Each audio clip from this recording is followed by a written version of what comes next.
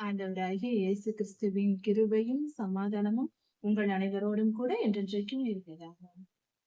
நான் உன்னை விட்டு விலகுவதும் இல்லை, உன்னை கைவிடுவதும் இல்லை என்று சொன்ன நமது ஆண்டவராகிய இயேசு கிறிஸ்து நம்மோடு கூட இருந்து நம்மை பாதுகாக்கிறார். சமாதானமாய் இருப்போம். எசேக்கியேல் 15ஆம் அதிகாரம். கர்த்தருடைய பிள்ளைகள் என்ற ஆசீர்வதிக்கப்பட்டவர்கள். இந்த உலகத்தில் மிகப்பெரிய ஆசீர்வாதம் என்றால் அது கர்த்தருடைய பிள்ளைகளாய் நாம் இருப்பதே மிகப்பெரிய ஆசீர்வாதமாய் இருக்கிறது. நம்மை படைத்த சிருஷ்டிகர்த்தாவாகிய நம்முடைய தெய்வத்திற்கு நாம் பிள்ளைகளாய் மாறுகிறோம் என்றால், கர்த்தர் நம்மை பிள்ளைகள் என்று அழைக்கிறார் என்றால் அது மிகப்பெரிய பாக்கியம். அந்த அந்தஸ்து நமக்கு கிடைக்கிறது. அதை விட மிகப்பெரிய பாக்கியம் இந்த உலகத்தில் எதுவும் இல்லை. அதுதான் மிக உயர்ந்த வாழ்க்கை. கர்த்தருடைய பிள்ளைகள் என்று நாம் சொல்லுகிறோம் அல்லவா, அந்த பெயர் தான் நமக்கு மிக உயர்ந்த ஒரு மரியாதைக்குரிய மிகப்பெரிய உயர்ந்த ஸ்தானமாய் இருக்கிறது. அதை விட உயர்ந்த ஸ்தானம் எதுவும் இல்லை.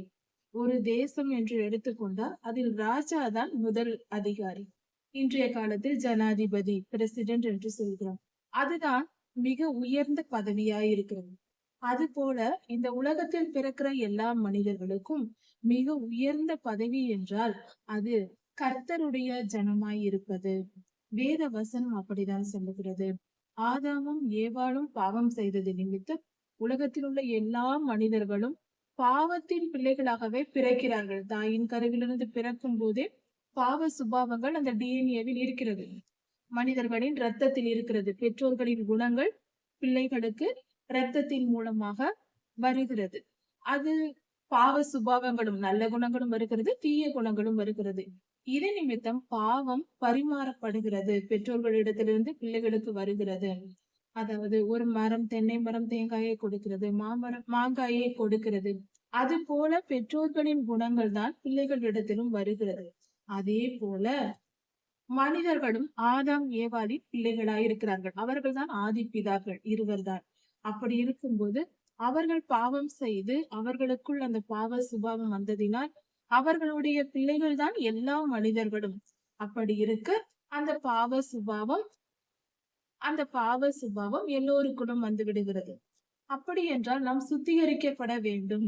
இந்த பாவத்தோடு பரலோகத்திற்கு நாம் போக முடியாது. உலகத்தில் எந்த மனிதனும் பரிசுத்தவான் இல்லை. பிறக்கும் போதே பரிசுத்தம் அவர்களுக்குள் இருக்கும். முழுமையான பரிசுத்தவான் என்று யாரையும் சொல்ல முடியாது. அப்படி இருக்கும்போது கர்த்தர் என்ன செய்வார் என்றால் நல்லோர்களை தாயின் கருவில் உருவாக்குவார். நல்ல மனிதர்களை தமக்கென்று விசுவாசம் உள்ள ஒரு சந்ததியை உருவாக்குவார். என்றாலும் அவர்கள் இரத்தத்தில் அவர்களுடைய பெற்றோர்களின் மூதாதையர்களின் குணங்கள் இருக்கும். அதோடுதான் பிறப்பார்கள். அப்படி பிறந்த பின்பு இந்த சமுதாயத்தில் வாழும் போது கர்த்தர் பல துன்பங்களை கொடுத்து, அழுக்கு துணியை நாம் அடித்து துவைத்து அதை சுத்திகரித்து அதை புதியது போல நாம் மாற்றுவது போல கர்த்தர் நம்முடைய இருதயங்களை துன்பங்களை கொடுத்து, பாடுகளை கொடுத்து, வலி வேதனைகளை கொடுத்து, பல உபதேசங்களை கொடுத்து, எல்லாவற்றையும் கொடுத்து நம்மை சுத்திகரித்து முடிவில் பரிசுத்தமாக்கி தம்மோடு சேர்த்துக் கொள்வார். ஒரு மனித வாழ்க்கை என்பது இப்படி சுத்திகரிப்பதற்காக தான் ஆயுள் நாட்கள் கொடுக்கப்படுகிறது. இப்படியாக மனிதன் உருவாகிறான், பரிசுத்தமான ஒரு மனிதன். இப்படி உலகெங்கும், அதாவது ஆதாம் ஏவாள் காலத்திற்கு பின்பாக 20வது தலைமுறையான ஆபிரகாம் ஐயாவை கர்த்தர் தெரிந்து கொண்டார். அவருடைய வம்சத்தில் இருந்து பிள்ளைகளை பெற்றெடுக்கும்படியாக அவர் பரிசுத்தமாய் விசுவாசம் உள்ளவராய் இருந்தார். அவருடைய சந்ததியில் பிள்ளைகள் நமக்கு பிறக்க வேண்டும் என்று கர்த்தர் தெரிந்து கொண்டார். அதே போல அவர் வம்சத்தில் வந்தவர்கள் தான் இஸ்ரவேல் என்னும் சந்ததியார். இஸ்ரவேலர்கள் ஒரு தேசத்தில் அல்ல, அது ஒரு தேசம் அல்ல, உலகெங்கும் இஸ்ரவேலர்கள் இருக்கிறார்கள். இப்பொழுது ஒரு தேசம் என்று சொன்னாலும் அது ஒரு சிறிய தேசமாய் இருக்கிறது. உலகெங்கிலும் இஸ்ரவேலர்கள் அநேகம் கோடான கோடி ஜனங்கள் இருக்கிறார்கள். ஆனால் அவர்கள் தங்களை அறியாமலேயே வேறு வேறு இனம் என்று நினைத்துக் கொண்டு வாழ்ந்து கொண்டிருக்கிறவர்கள் உண்டு, தெரிந்து வாழ்கிறவர்களும் உண்டு. இப்படி இருக்க மனித வாழ்க்கையின் மேன்மை என்பது என்ன? கர்த்தருடைய ஜனம் என்பதே. கர்த்தருடைய ஜனமாய் இருப்பவர்களே கர்த்தருடைய ராஜ்யத்திற்குள் போய் சேர முடியும். எந்தவித துர்குணங்களும் தீமையும் இல்லாதபடிக்கு நம்மை சுத்திகரித்துக் கொண்டு அதன் பின்பு நாம் கர்த்தருடைய ராஜ்யத்திற்குள் போக முடியும். அப்படி சுத்திகரிக்கப்படுகிற ஜனங்கள், அதாவது கர்த்தரால் தாயின் கருவில் தெரிந்து கொள்ளப்பட்டு வாழ்நாளில் சுத்திகரிக்கப்படுகிற ஜனங்களை தான் கர்த்தர் தம்முடைய ஜனம் என்று குறிப்பிடுகிறார். இப்படியாக அந்த காலத்தில் இஸ்ரவேலர் என்ற ஒரு பிறப்பின்படி ஒரு சந்ததியை தெரிந்து கொண்டார். இந்த காலத்தில் உலகெங்கும் இருக்கிற கர்த்தருடைய ஜனங்கள், கர்த்தருடைய, அதாவது ஆண்டவராகிய இயேசு கிறிஸ்துவை ஏற்றுக்கொண்டவர்கள் கர்த்தருடைய ஜனங்கள் என்று எண்ணப்படுகிறார்கள். அப்படிப்பட்ட கர்த்தருடைய ஜனங்கள், ரட்சிக்கப்பட்டவர்கள், பாதுகாக்கப்பட்டவர்கள், கர்த்தருடைய ஜனமாய் இருக்கிறோம். இப்படிப்பட்ட நாம், நம்முடைய மேன்மை என்பது என்ன? நாம் எதை நினைத்து பெருமை கொள்வது என்றால், கர்த்தரை நினைத்தே பெருமை கொள்ள வேண்டும். கர்த்தரை நினைத்தே மேன்மை பாராட்ட வேண்டும். அப்படி என்றால் அவருக்கு பிள்ளைகள் என்ற மேன்மையை தவிர வேறு எந்த மேன்மையும் நம்மிடத்தில் இல்லை. கர்த்தர் நம்மை தெரிந்து கொண்டார் என்றால் அது நமக்கு அதிர்ஷ்டமாக கிடைத்தது. நாம் நல்லவர்கள், நாம் திறமைசாலிகள், நாம் பராக்கிரமசாலிகள், நாம் மிக மிக நற்குணங்கள் உடையவர்கள், அப்படியெல்லாம் இல்லை. கர்த்தருடைய ஜனங்கள் அநேக துன்மார்க்கத்தில் தான் நாம் கிடைக்கிறோம். நம் இருதயத்தில் பொல்லாங்கினால் நிரம்பி இருக்கிறது. நாம் பிறக்கும் போதே பாவத்தில் தான் பிறந்திருக்கிறோம் நாமும். ஆனால் கர்த்தரால் தெரிந்து கொள்ளப்பட்ட பாக்கியம் நமக்கு கிடைத்திருக்கிறது. ஒரு வாய்ப்பு முறையாக நமக்கு கிடைத்திருக்கிறது. அப்படி கர்த்தருடைய கண்களில் தயவு கிடைத்ததினால் நாம் கர்த்தருடைய ஜனமாயிருக்கிறோம். அவர் தம்மை நமக்கு வெளிப்படுத்தினார், நாம் அவரை ஏற்றுக்கொண்டோம். அந்த ஏற்றுக்கொள்ளும் விசுவாசத்தை நமக்கு கொடுத்ததே அவர்தான்.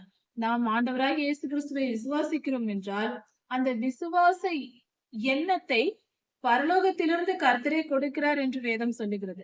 விசுவாசம் நமக்குள் நாமே தானே முளைத்து வருவதல்ல, அது கர்த்தரிடத்திலிருந்துதான் வருகிறது. அந்த விசுவாசத்தை அவரே கொடுக்கிறார்.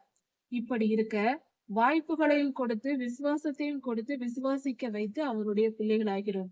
இதனால் நம்மை நாமே மேன்மை பாராட்டிக் கொள்ள நம்மிடத்தில் ஒன்றும் இல்லை. கர்த்தரால் தெரிந்து கொள்ளப்பட்டு சுத்திகரிக்கப்பட்டவர்களே பரிசுத்தவான்களாக்கப்பட்டு நித்திய ஜீவனுக்குள் போகிறோம் என்பதை தயவு செய்து தெளிவாய் புரிந்து கொள்வோம். இப்படிப்பட்ட நம்மை நாம் தாழ்த்தி கொள்ள வேண்டும்.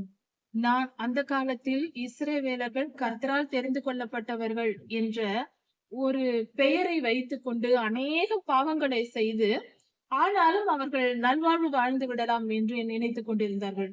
நித்திய ஜீவனுக்குள் போய்விடலாம், கர்த்தரோடு சேர்ந்து விடலாம் என்று அவர்கள் வாழ்ந்திருக்கிறார்கள் போல. அதாவது அவர்கள் எல்லா அக்கிரமங்களையும் செய்தார்கள். கர்த்தருக்கு அருவருப்பான காரியங்கள் எல்லாம் செய்தார்கள். கர்த்தர் சொன்ன எல்லா காரியத்தையும் செய் என்றதை எல்லாம் செய்யாமல் போனார்கள். செய்யாதே என்றதை எல்லாம் செய்தார்கள். இப்படி அவர்கள் வாழ்ந்தார்கள். அப்படி செய்தவர்களை குறித்து கர்த்தரின் இந்த வேத பகுதியில் கர்த்தர் சொல்லுகிறார். இந்த வேத பகுதியில் எசேக்கியா தீர்க்கதரிசியை நோக்கி கர்த்தர் சொல்லுகிறார். இந்த சம்பவம் கிமு 590 அந்த சமயத்தில், அந்த காலத்தில் இஸ்ரவேலர்கள் பாபிலோனுக்கு சிறைப்பட்டு போயிருந்த சமயத்தில் கர்த்தர் எசேக்கியேல் தீர்க்கதரிசி ஐயாவிடம் பேசியது. எரேமியா ஐயாவின் காலம் மற்றும் எசேக்கியேல் ஐயாவின் காலம் கிட்டத்தட்ட எரேமியா தீர்க்கதரிசி ஐயாவின் காலம் முடியும் போது எசேக்கியேல் ஐயாவின் காலம் அவர் தீர்க்க தரிசனம் உரைக்க தொடங்குகிறார். இப்படிப்பட்ட ஒரு தொடர்ச்சியாக நடக்கிறது. இந்த காலத்தில் கர்த்தர் எசேக்கியேல் ஐயாவினிடம் பேசுகிறார். என்ன சொல்லுகிறார் என்றால், மனுபுத்திரனே, ஒரு உவமையாக இஸ்ரவேலர்களின் நிலையை குறித்து கர்த்தர் பேசுகிறார். அதாவது ஒரு காடு இருக்கிறது. அந்த காட்டில் அநேக மரங்கள் இருக்கிறது. அதில் ஒரு திராட்சை செடியும் இருக்கிறது. அநேக மரங்களும் ஒரு திராட்சை செடியும் இருக்கிறது. மரங்கள் அடர்ந்த காட்டில் ஒரு மரத்தை நாம் தெரிந்து கொண்டு, நல்ல தேக்கு மரங்கள், சந்தன மரங்கள், இதையெல்லாம் வெட்டினால் அதை பயன்படுத்த முடியும். அதாவது மர வேலைக்கு, ஜன்னல், கதவு, நிலைகள், வீட்டின் வேலைகளுக்கும் நாம் பயன்படுத்தும் நாற்காலிகள் போன்ற பொருள்கள் செய்வதற்கும் நாம் பயன்படுத்துவோம். மேஜைகள் செய்வதற்கு இதற்கெல்லாம் மரங்களை நாம் பயன்படுத்துவது வழக்கம். இப்படி நல்ல பொருள்களை மரத்தை செய்யலாம். மரத்தை வைத்து, மரத்தை வெட்டி பயன்படுத்தி அந்த மரப்பொருள்கள் அருமையாக இருக்கும், செய்வது வழக்கம். ஆனால் இந்த திராட்சை செடி இருக்கிறது அல்லவா,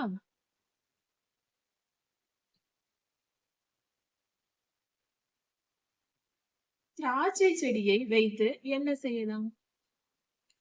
அந்த திராட்சை செடியை வெட்டினால் அந்த தண்டு பகுதியை என்ன செய்ய முடியும் என்று கர்த்தர் கேட்கிறார். மற்ற மரங்களை விட இந்த திராட்சை செடிக்கு மேன்மை என்ன என்று கர்த்தர் கேட்கிறார். அதாவது அந்த திராட்சை செடியை வெட்டி அதிலிருந்து ஏதாவது பொருள்கள் அந்த செடியின் தண்டு பகுதியை எடுத்து அதை பயன்படுத்தக்கூடிய மற்ற மரங்களை பயன்படுத்துவது போல ஏதாவது பொருள் செய்ய செதுக்கி வைக்க நாம் பயன்படுத்த முடியுமா? அதிலிருந்து ஒரு கட்டையை எடுத்து வைக்க முடியுமா?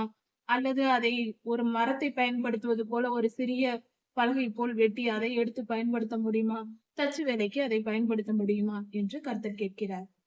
அது முடியாதல்லவா? அது கொடி, திராட்சை கொடி. அது சாதாரணமாக மற்ற கொடிகள் ஓடுவது போல ஓடி இருக்கும். அதை எதற்கும் பயன்படுத்தவே முடியாது. அதை வெட்டி என்ன செய்வார்கள்? அதன் பலன் தீர்ந்தது என்றால் அதை வெட்டி அதன் அடிப்பகுதி, நுனிப்பகுதி, தண்டு பகுதி எல்லாவற்றையும் நெருப்பில் போட்டு எரித்து விடுவார்கள். கொடிகளை எல்லாம் அப்படிதான். எந்த விதமான காய்கறிகளை கொடுக்கும் பூசணி செடி, அவரை செடி போன்ற காய்கறிகளை கொடுக்கும் கொடிகள் அது பலன் கொடுத்து தீர்ந்த பின்பு அந்த கொடிகளை ஒன்றும் செய்ய முடியாது. அதை எடுத்து போட்டு கொளுத்தி விடுவார்கள். தீ கொளுத்தி அதை சுத்தம் செய்வார்கள் அந்த இடத்தை. இதுதானே வழக்கம். அது போல திராட்சை செடியை கொளுத்தி அக்னிக்கு தான் இரையாக்க முடியும் என்று கர்த்தர் சொல்லுகிறார். அதை பயன்படுத்த முடியுமோ என்று கேட்கிறார். அப்படி அந்த செடியை எரிப்பதற்கு முன்பே அதை பயன்படுத்த முடியாது. அந்த தண்டு பகுதியை அந்த ஒரு கட்டையை எடுத்து ஏதாவது ஒரு வேலை செய்ய முடியாது. எரிப்பதற்கு முன்பே அது பயன்படாதது போல அதை நெருப்பில் இட்டு எரித்த பின்பு அந்த அந்த பொருளை வைத்து ஏதாவது செய்ய முடியுமா? எரித்த பின்பு ஒன்றுமே செய்ய முடியாது. எரிப்பதற்கு முன்பே பயன்படுத்த முடியாது என்றால் எரித்த பின்பு என்ன செய்ய முடியும்? இது இஸ்ரவேலருக்கு உவமை, வெறும் திராட்சை செடி அல்ல. இஸ்ரவேலருக்கு கர்த்தர் சொல்லும் உவமை. காட்டு செடிகளுக்குள்ளே இருக்கிற திராட்சை செடியை அக்னிக்குள்ளாக எரிக்கப்படுவது போல, அக்னியில் போட்டு எரிப்பது போல வெறும் புதராய் இருக்கிறது. அதை பயன்படுத்த முடியாது. அதை நெருப்பிட்டு கொளுத்தி விடுவார்கள். அப்படி இருக்க அதை போல எருசலேமில் குடியிருக்கிறவர்களையும் நான் அப்படியாக அழித்து போடுவேன் என்று கர்த்தர் சொல்கிறார். அக்கினியினால் அழித்து போடுவேன் என்று சொல்லுகிறார். அவர்கள் செய்த துன்மார்க்கத்தின் விளைவு. என் முகத்தை அவர்களுக்கு விரோதமாக திருப்புவேன் என்று சொல்லுகிறார். அவர்களுக்கு ஆதரவாக அவர்களை ஆசீர்வதிக்க அல்ல, அவர்களுக்கு விரோதமாக திருப்புவேன் என்று சொல்கிறார். கர்த்தரின் முகம் நம்மை விட்டு திருப்பப்பட்டால், இது இஸ்ரவேலருக்கு அந்த காலத்தில் சொல்லப்பட்டது. இந்த வேதவசனம் இன்றும் நமக்கு பொருந்தும். நாம் கர்த்தருக்கு விரோதமாய், கர்த்தருக்கு கீழ்ப்படியாமல், கர்த்தருடைய வசனங்களை கை கொள்ளாமல் சுய இச்சைகளின்படி கிறிஸ்தவர்கள் வாழ்ந்து, விசுவாசிகளாயிருக்கலாம், ஊழியர்களாயிருக்கலாம், பெரிய பிஷப்மார்களாக கூட இருக்கலாம், சபையில் மூப்பர்களாயிருக்கலாம், மிகப்பெரிய காரியங்களை செய்கிறவர்களாயிருக்கலாம், சமுதாயத்தில் அந்தஸ்துள்ளவர்களாயிருக்கலாம், எப்படிப்பட்ட கர்த்தருடைய பிள்ளைகளாயிருந்தாலும், பிரபலமான உலக புகழ்பெற்ற ஊழியர்களாயிருக்கலாம், எப்படிப்பட்டவர்களாயிருந்தாலும் கர்த்தருடைய பார்வையில் மனிதன், அவ்வளவுதான். மனுஷி, அவ்வளவுதான். கர்த்தருக்கு எல்லாம் ஒன்றுதான். உலக மேன்மையிலும் கர்த்தருக்கு முன்பாக செல்லாது. நாம் பரிசுத்தமாய் வாழ வேண்டும். அப்படி வாழாதிருக்கும் போது, கர்த்தருடைய பரிசுத்தத்தை நாம் விரும்பாமல் நம் இஷ்டப்படி நாம் வாழ தொடங்கும் போது இந்த திராட்சை செடியின் நிலைதான் நமக்கும் வரும் என்று கர்த்தர் சொல்லுகிறார். தயவு கூர்ந்து இன்றைய திருச்சபை இதை உணர வேண்டும். திருச்சபை என்றால் உலகெங்கும் இருக்கிற கிறிஸ்தவர்கள், கர்த்தருடைய பிள்ளைகள் எல்லோரும் திருச்சபை என்று அழைக்கப்படுகிறோம். அவர் வந்து வாசம் செய்யும் இடமாக நாம் இருக்கிறோம்.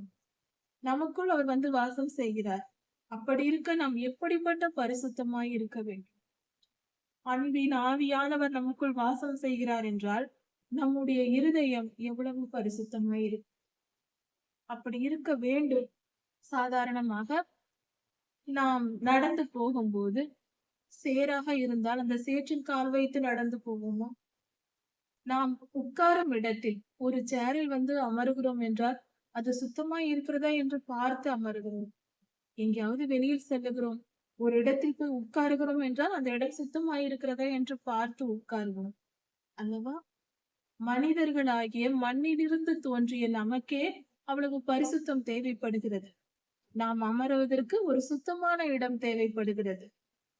அப்படி இருக்க கர்த்தருக்கு, அவர் மகா பரிசுத்தர் அல்லவா? பரிசுத்த தெய்வம் அல்லவா? அவர் நமக்குள் வாசம் செய்ய வேண்டும். அவர் நமக்குள் இருக்க வேண்டும் என்று நாம் விரும்பினால், நாம் அவரை அழைப்பதாய் இருந்தால், நாம் பரிசுத்தமாய் இருக்க வேண்டும் அல்லவா? அப்படி பரிசுத்தம் என்றால் என்ன? கர்த்தருடைய வார்த்தைகள் நமக்கு கொடுக்கப்பட்டிருக்கிறது. வேத வசனங்கள் கொடுக்கப்பட்டிருக்கிறது. அதை வாசித்து வேத வசனத்துக்கு கீழ்ப்படிந்து வாழ வேண்டும். புறங்கூறாமலும், அவதூறு சொல்லாமலும், பொறாமைப்படாமலும், மாம்சத்தின் கிரியைகளாக கலாத்தியர் 5ஆம் அதிகாரத்தில் சொல்லப்பட்டிருக்கிற 17 விதமான காரியங்களும் நமக்குள் இல்லாமல் நம்மை பாதுகாத்துக் கொள்ள வேண்டும். ஆவியின் கனிகளான 9 காரியங்களும் நமக்குள் இருக்கும்படி பாதுகாத்துக் கொள்ள வேண்டும். இப்படி வாழ்வதே பரிசுத்த வாழ்க்கை. அப்படிப்பட்ட பரிசுத்த வாழ்க்கை நாம் வாழ்ந்தால், இந்த 17 மாம்சத்தின் கிரியைகளையும் நாம் நீக்கிவிட்டு ஆவியின் கனிகளின்படி நாம் வாழ்ந்தால், 9 ஆவியின் கனிகளின்படி வாழ்ந்தால், அதில் 10 கற்பனைகளும் கர்த்தருடைய மலை உபதேசங்களும் அதில் அடங்குகிறது. கற்பனை வேண்டாம், நியாய பிரமாணம் வேண்டாம், பண்டிகை ஆசரிப்புகள் வேண்டாம், பலியிட முறைமைகள் வேண்டாம், பழைய ஏற்பாடு வேண்டாம், புதிய ஏற்பாடு வேண்டாம் என்ற பேச்சே வேண்டாம். தேவையில்லை. எதை வேண்டும் என்றாலும் ஏற்றுக்கொள்ளவும் ஏற்றுக்கொள்ளாமல் இருக்கவும் நமக்கு மனம் போன போக்கில் போகிற மனிதர்களாய் இருக்கிறோம்.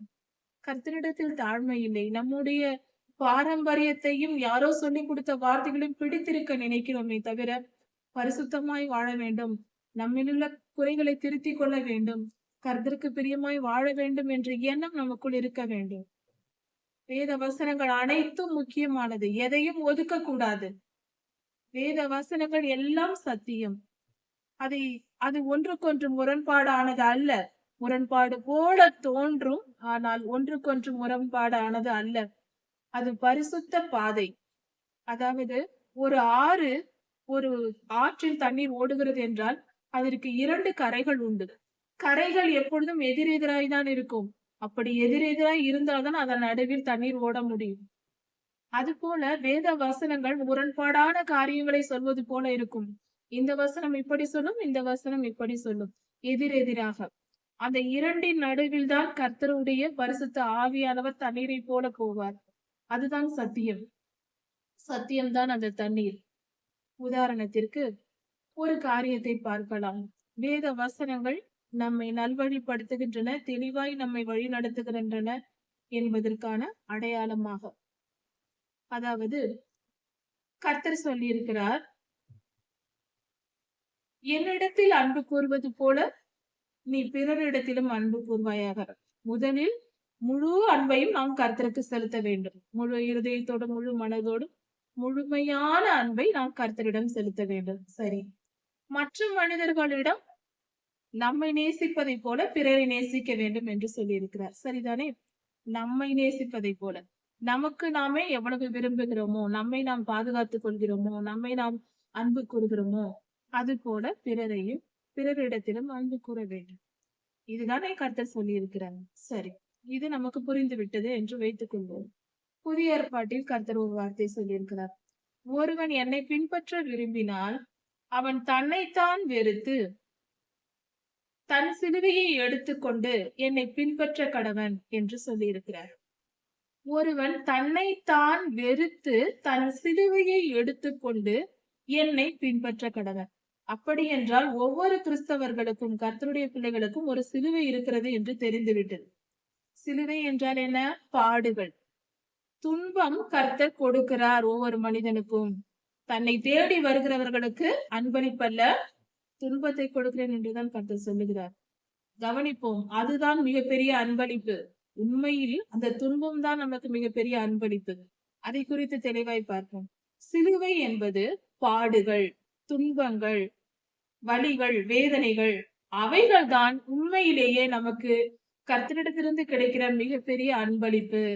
அது மிகப்பெரிய ஆசீர்வாதம். அதை குறித்து நாம் கவனிப்போம். இப்படி இருக்க இந்த 2 வசனங்களையும் பார்ப்போம். தன்னைத்தான் வெறுத்து தன் சிலுவையை எடுத்துக்கொண்டு, துன்பத்தை சுமந்து கொண்டு, அதற்கு முன்பாக நம்மை நாமே வெறுக்க வேண்டும். இந்த முதல் கற்பனையில் உன்னை நேசிப்பதைப் போல பிறரை நேசி என்றார்.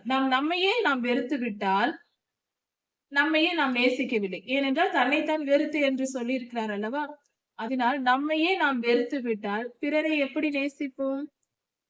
நம் உறவுகள், நம் குடும்பத்தினர் எல்லாவற்றையும் வெறுத்து விட்டுவிட்டு, என்னை நீ பின்பற்றி வா என்றே சீஷத்துவத்திற்கு அழைக்கிறார் கர்த்தர். தன்னைத்தான் வெறுத்து தன் சிலுவையை எடுத்துக்கொண்டு என்னை பின்பற்ற கடவன். ஊழியம், சிலுவை பாடுகள். துன்பத்தை சுமப்பது என்பது சிலுவையை சுமப்பதற்கு சமம். சிலுவை சுமப்பது என்பது கர்த்தருக்கு ஊழியம் செய்வதற்கு சமம். கர்த்தருக்கு கீழ்ப்படிவதே கர்த்தருக்கு ஊழியம் செய்வது. வேற என்ன? அப்படி என்றால் இதை பார்த்தால் முரண்பாடாக தோன்றுவது போல இருந்தாலும் 2 வசனங்களும் எவ்வளவு பொருத்தமாய் இருக்கிறது. உன்னை நேசிப்பதை போல என்றுதான் சொல்லியிருக்கிறார். உன்னை நீ 10%, 20%, 30% நேசி என்று சொன்னாரா? உன்னையே நீ வெறுத்து விட்டாய். இப்பொழுது என் உறவுகளுக்காக நான் இதை செய்ய வேண்டும், என்னுடைய குடும்பத்தினருக்காக இதை செய்ய வேண்டும் என்று ஒவ்வொருவருக்காக, அதாவது இதன் பொருள் என்னவென்றால், நாம் கர்த்தருடைய பிள்ளைகளாய் இருக்கும்போது நம்மால் நம் குடும்பம் ஆசீர்வதிக்கப்படும். நம் உறவினர்கள், நம்மை சேர்ந்த எல்லோரும் ஆசீர்வதிக்கப்படுவார்கள். கர்த்தருடைய ஆசீர்வாதம் அபரிமிதமாய் இருக்கும். நாம் ஒருவர் கர்த்தருக்கு கீழ்ப்படிந்தால் 1000 தலைமுறை வரைக்கும் இரக்கம் செய்வேன் என்று சொன்னவர் நம் குடும்பத்தை விட்டு விடுவார்? கர்த்தர் பார்த்து கொள்வார். நாம் எப்பொழுதும் என் குடும்பம், என் குடும்பம், என் பிள்ளைகள், என் வீடு, என் பெற்றோர் என்று, என் நண்பர்கள், என்னுடையது என்று சுயநலமாய் இருக்காதே என்று சொல்லுகிறார். நீ என்னை தேடி வரும்போது உன் குடும்பத்திற்கு நான் பாதுகாத்துக் கொள்வேன். உனக்கு எல்லாவற்றையும் நான் செய்வேன். நாம் நம் குடும்பத்தை கவனிப்பதை விட அளவுக்கு அதிகமாய், நல்ல விதமாய் கர்த்தர் அவர்களை கவனிப்பார். அவர்களை ஆசீர்வதிப்பார். அவர்கள் தேவைகளை எல்லாம் சந்தித்துக் கொடுப்பார். கர்த்தரிடத்தில் நாம் ஊழியத்திற்காக வருகிறோம். அப்படி என்றால் நம் குடும்பத்தினருக்கு நாம் ஒரு இழப்பாக இருக்கும். ஆனால் அது உண்மையில் இழப்பாக இருக்காது. நம்மை விட நன்றாக அவர்கள் ஆசீர்வதிக்கப்படுவார்கள். நாம் இருந்து அவர்களை கவனிப்பதை விட அவர்கள் அதிகமாய் ஆசீர்வதிக்கப்படுவார்கள். இன்னும் அருமையாக பாதுகாக்கப்படுவார்கள். ஆத்தும ரட்சிப்பு முக்கியம். ஆத்துமா ரட்சிக்கப்படும். அவர்கள் அன்றாட காரியங்கள் அவர்களுக்கு நிறைவாய் கொடுக்கப்படும். நம் குடும்பத்தினருக்கு எல்லாவித ஆசீர்வாதங்களும் வரும். இந்த உலகத்தில் என்ன இருக்கிறது? இந்த உலகத்தில் ஒருவேளை அவர்கள் துன்பப்பட்டாலும் கூட பரவாயில்லை, பரலோக ராஜ்யத்திற்கு சேரும் பாக்கியம் கிடைக்கும் அல்லவா? நம் நிமித்தம் நம் ஒருவர் கர்த்தரை தேடி வரும்போது, கர்த்தருக்காக நம் குடும்பத்தையோ நம் உறவினர்களையோ விட்டு விலகி வரும்போது, கர்த்தர் நம்மையும் ஆசீர்வதித்து தம்மோடு சேர்த்துக் கொள்வார். நம் நிமித்தம் நம் குடும்பத்திற்கும் கிருபை பாராட்டி அவர்களுக்கும் ரட்சிப்பை கொடுத்து பரலோகத்திற்கு சேர்த்துக் கொள்வார். அவர்களுக்கு நரகத்திலிருந்து தப்பிப்பதை விட நம் குடும்பத்தினருக்கு மிகப்பெரிய அன்பளிப்பை நாம் என்ன கொடுக்க முடியும்? என்ன ஒரு பெரிய ஊழியத்தை ஒரு சேவையை நம் குடும்பத்திற்கு நாம் செய்துவிட முடியும்? அக்கினி கடலிலிருந்து நம் குடும்பம் காப்பாற்றப்படுகிறது என்றால் அதற்காக நாம் எதை வேண்டும் என்றாலும் செய்யலாம் அல்லவா? இப்படிதான் கர்த்தர் சீஷத்துவத்திற்கு அழைக்கும் போது சொல்லுகிறார், தன்னைத்தான் வெறுத்து தன் சிலுவையை எடுத்துக்கொண்டு என்னை பின்பற்ற கடவன். தன்னைத்தான் என்றால் உன் வீடு, உன் குடும்பம், உன் வாழ்க்கை, உன்னுடைய எதிர்காலம் என்று நினைப்பதை விட்டுவிட்டு கர்த்தர் என்ன சொல்லுகிறாரோ அதை செய்ய என்னை நான் அர்ப்பணிக்கிறேன் என்று அர்ப்பணித்து வருவது. நம் சுய விருப்பங்களை விட்டுவிட வேண்டும். சுய ஆசைகள், இன்பங்கள் எல்லாவற்றையும் விட்டுவிட்டு கர்த்தருக்கு கீழ்ப்படிந்து அவர் என்ன சொல்லுகிறாரோ, எப்பொழுது சொல்லுகிறாரோ அதை செய்து அவர் முகத்தையே பார்த்து கொண்டு, நம் வீட்டில் நாய் வளர்த்தால் எப்படி வளர்ப்போம்? நம் உறவினர்களை விட அதை தான் அதிகமாய் நேசிப்போம். அவ்வளவு அன்பு கூறும். அதுவும் நம் இடத்தில் அவ்வளவு அன்பாய் இருக்கும். நாயை போல அன்பு கூறுகிற மிருகம் எங்கும் இருக்காதுன்னு சொல்லலாம். அந்த அளவுக்கு எங்கும் இருக்க முடியாது என்றே சொல்லலாம். அந்த அளவுக்கு அன்பாய் இருக்கும். அப்படிப்பட்ட நாய் எவ்வளவு நம்மை நேசிக்கிறது, எவ்வளவு நேசித்து நம்முடைய அரவணைப்பை அது பெற்றுக்கொள்கிறது. அந்த அன்புதானே காரணம். அதே போலதான் நாமும் அதற்கென்று லட்சியமோ அதற்கென்று எதையுமே அதை யோசிப்பதில்லை. நம்மை அன்பு கூர்ந்து கொண்டே இருக்கும். அதே மனநிலை நமக்கும் தேவை. கர்த்தரிடத்தில் அன்பு கூர்ந்து அவருக்கு கீழ்ப்படிந்திருந்தால் போதும். உலகத்தில் நான் இதை செய்ய வேண்டும், அதை செய்ய வேண்டும், அதை செய்ய வேண்டும், இதை செய்ய வேண்டும். என் எதிர்காலம், என் இறந்த காலம், கடந்த காலம் என்று எதேதோ சொல்லிக் கொண்டு திரியக்கூடாது. சகலமும் அறிந்தவர், சகலத்தையும் செய்ய வல்லமை உள்ளவர் நம்மோடு இருக்கும்போது நம்மை பற்றி நாம் ஏன் நினைக்க வேண்டும்? இப்படிதான். அதாவது தன்னைத்தான் வெறுத்து என்று சொல்லும்போது, உன்னை நேசிப்பதைப் போல பிறரை நேசி என்றால், எல்லாவற்றையும் விட்டு நீ என்னை முழுமையாய் சார்ந்து கொள் என்று பொருளாகிறது. கர்த்தரை முழு அன்போடு, ஏனென்றால் முதல் கற்பனையே சொல்லிவிட்டது, முழு அன்பு. கர்த்தரிடத்தில் நாம் அன்பு கூறும்போது அந்த அன்பை நாம் கர்த்தரை நேசிக்கிறோம், அவரிடத்தில் அன்பு செலுத்துகிறோம் என்றால், நம்முடைய அன்பை கர்த்தர் யாரிடமும் பங்கு போட்டுக் கொள்ள விரும்புவதே இல்லை. இங்கு உமக்கு 90% சுவாமி, என் குடும்பத்தினருக்கு 10% என்று பங்கு போடக்கூடாது. அப்படி என்றால் நம்மை சேர்ந்தவர்களுக்கு நாம் துன்பம் கொடுப்பது அல்ல. நாம் அவர்களுக்கு நன்மையே செய்ய வேண்டும், நல்லதையே செய்ய வேண்டும். ஆனால் ஒரு காரியம் என்று வரும்போது அது கர்த்தருக்கு முதலிடத்தை கொடுக்க வேண்டும். அதுதான் பொருள். கர்த்தருக்கு நம் வாழ்க்கையில் எல்லாவற்றிலும் முதலிடம் கொடுப்பது. அதுதான் முழு அன்பு, முழு அன்பின் அடையாளம். இப்படியாக நாம் கர்த்தருடைய பிள்ளைகள் வாழ வேண்டும். அப்படி இல்லாமல் என் குடும்பம் என் வாழ்க்கை என்று இஸ்ரவேலர்கள் வாழ்ந்ததை நிமித்தமே கர்த்தர் சொல்லுகிறார், இப்படியாக இந்த திராட்சை செடி ஊமையே. அந்த திராட்சை செடி உயிரோடு இருக்கும் போது, அதாவது அந்த செடி எரிப்பதற்கு முன்பே பயன்படவில்லை, எரித்த பின்பு பயன்பட போகிறதா? இப்படியாக இஸ்ரவேலர்கள் கர்த்தரை நேசிக்காமல், கர்த்தருக்கென்று வாழாமல், எதற்கும் பயன்படாத காட்டு திராட்சை செடியாய் போனார்கள். அது நிமித்தம் கர்த்தர் அக்கினிக்கு அதை இரையாக்குகிறார். நாம் வாழ வேண்டிய முறையை பார்த்தோம். வாழக்கூடாத காரியம் எப்படி இருக்கக்கூடாது என்பதற்கு இஸ்ரவேலர்கள் செய்த பாவங்கள் நமக்கு சுட்டிக்காட்டப்படுகிறது. இப்படி கர்த்தர் அவர்களுக்கு நியாய தீர்ப்பு கொடுக்கும் பொழுது கர்த்தர் தெய்வம் என்று அவர்கள் அறிந்து கொள்வார்கள். அவர்கள் செய்த தவறு கர்த்தர் அவர்கள் மேல் கோபம் கொண்டார் என்றும், அவர் நம்மை அழிக்கிறார் என்பதையும் அப்பொழுதுதான் அவர்கள் உணர்வார்கள். அதுவரைக்கும் எத்தனை தீர்க்கதரிசிகள் சொல்லி உணராதவர்கள், கர்த்தரை ஏற்றுக்கொள்ளாதவர்கள், அப்பொழுது மிச்சம் இருப்பவர்கள் உணர்ந்து கொள்வார்கள். கர்த்தர் நீதியின்படி நியாயம் தீர்த்து தம்முடைய வல்லமையை அங்கு வெளிப்படுத்துகிறார்.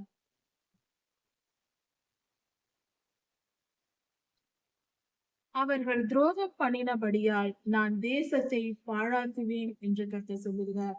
அவர்கள் துரோகம் பண்ணினார்கள் என்றால், ஒரு மனைவி ஒரு கணவனுக்கு துரோகம் பண்ணுவது எவ்வளவு பெரிய பாவம். அப்படிப்பட்ட பாவத்தை இஸ்ரவேலர்கள் கர்த்தருக்கு செய்தார்கள். கர்த்தரை விட்டு பொல்லாத இருளின் கிரியைகளுக்கு, பொல்லாத காரியங்களுக்கு, பொல்லாதவனுக்கு பலிபீடங்களை கட்டி அதை தொழுது கொண்டார்கள். இது கர்த்தருக்கு விரோதமான செயலாய் இருக்கிறது. இது நிமித்தமே கர்த்தர் அவர்களை அழைத்து போடுகிறார். கொஞ்சம் கொஞ்சமாக இச்சைக்கிடம் கொடுத்து கடைசியாக இந்த பாவத்தை செய்து முடித்தார்கள். இது நிமித்தமே கர்த்தர் அவர்களை அழைக்கிறார். இன்றைய கர்த்தருடைய பிள்ளைகளாகிய நாம் இதை கவனித்துக் கொள்வோம். நம் வாழ்க்கையில் முதலிடத்தை எதற்கு கொடுக்கிறோம்?